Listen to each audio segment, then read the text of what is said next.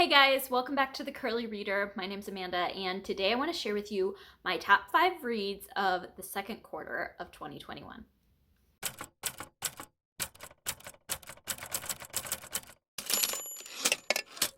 All right, so unlike the first quarter of the year, this quarter I had a really easy time picking my top 5. I went through my list of all the books that I read in April, May, and June. That was harder than it needed to be. April, May, and June of this year, and I had 5 clear, top 5. So that's good. So of the top 5, I have a nonfiction book, I have a middle grade book, I have a YA book, and then I have 2 contemporary romances. Like, who am I? I don't know.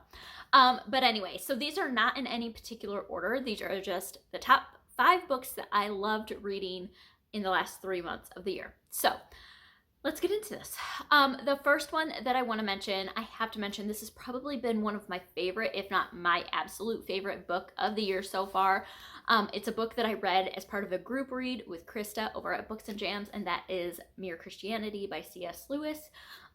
This is a nonfiction book all about Christianity. It was initially, or originally, C.S. Lewis did some talks on British radio during World War II, and they ended up being transcribed and put into a book. He edited it throughout the years, and this was absolutely phenomenal. It made me see my faith in a new way. It made me understand my faith in a new way, and I've been a Christian my whole life, and so that for me was very impactful. And yeah, this was just an absolutely brilliant book, to the point where I am very excited to read more from C.S. Lewis at this point. So yeah, this couldn't not be on the list, obviously. All right, my middle grade book that is on this list has to be another one of my favorites of the year, Length of a String by Alyssa Brent Wiseman. I think I said that right. Anyway, this is a dual timeline historical fiction book. It is set present day and then also World War II. And it follows present day Imani, who is adopted. She is Black. She was adopted by a Jewish family, and she is preparing for her bat mitzvah. And so in preparing for that, she's doing some research about the Holocaust and just her family in general. And her grandmother has passed away. It's either her grandmother or her I think it might have been her great-grandmother, has recently passed away. And when they're cleaning out her house, she finds an old journal of hers. And so she starts reading through the journal, and it is her great-grandmother's journal from World War II, when she came over to New York City from Luxembourg, and just her experience with that. And so this is told in current day from Imani's point of view, but then also with the journal entries from the World War II timeline.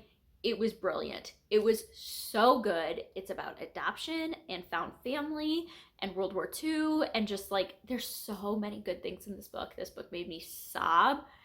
It was just brilliant. It has one of my favorite friend characters of all time in a middle grade book in here. I cannot encourage you more to read this. It was just so well done. And so yeah, that definitely was another favorite of this quarter. All right. The YA book that made this list is Raybearer by Jordan Afueco. And I don't read a whole lot of YA anymore, and I'm definitely not a huge YA fantasy reader. But we picked this one out for my book club that I do, and I ended up loving this book. This is an African-inspired YA fantasy about a girl who is born for a purpose but does not want to fulfill that purpose, she finds out. And it's just so deep. It's a fairly lengthy book, but it never was drawn out. I feel like every time you turn the page, you were learning something new about the world, and things just kept unraveling and kept progressing in a way that made you want to keep reading. The characters were amazing, the friendships were amazing, the relationships, the conflict, all of it. I am very excited to read the second book in this series. Is coming out next month, I think. And I'm very excited to read that here shortly. But this was just so well done. It was a debut book by a fairly young author, and it was just so good. So highly recommend this, and the cover is gorgeous. So highly recommend this if you are in the market for a YA fantasy book. Even if YA fantasy isn't your thing typically, check this one out. You may enjoy it. So all right, and then on to my 2 contemporary romance books that made this list. So I have 2, like I said. The first one is The Flatshare by Beth O'Leary, and this was just such a fun book. I had heard about this book. This is not a new book. I've heard about it for a couple of years now, and it never, I don't know, I just never really felt the need to pick it up. I had heard that the male point of view was kind of hard to read, and it detracted from the reading experience, and romance isn't always my thing, and so I don't know. But then I was on a car ride and I needed something to read, and I was like, what the heck, I'll just try this one, and I ended up loving it. This is a story of, I don't remember the people's names. I think it's Leo, and I'm not going to remember now. But anyway, it's the story of this couple who basically they make an arrangement.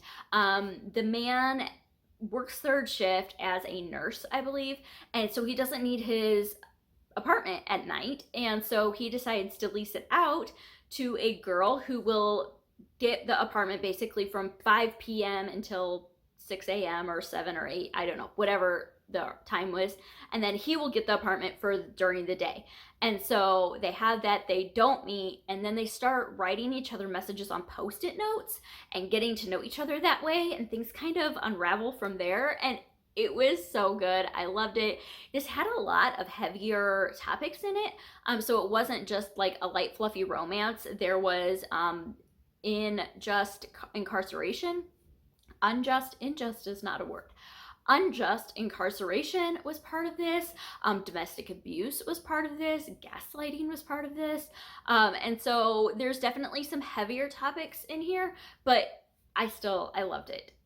The other one that I loved was Emily Henry's new book, People We Meet on Vacation.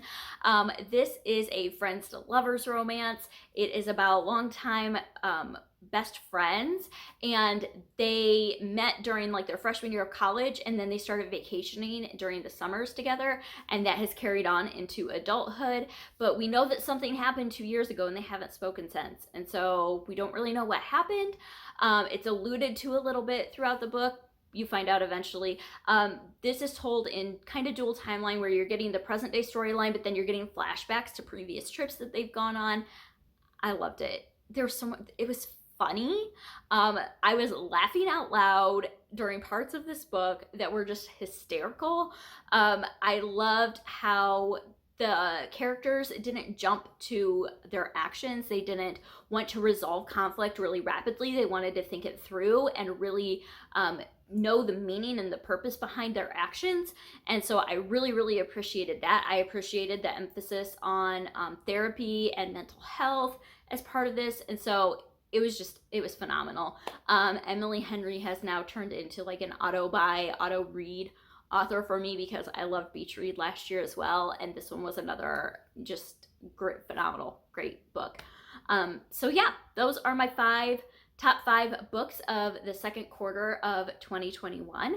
So if you have read any of these, I would love to hear your comments about them down below. Are you planning to read any of these? What's your favorite book from the second quarter of the year? And yeah, other than that, I hope that you enjoyed this, and I hope that you stick around and subscribe. And until next time, see ya.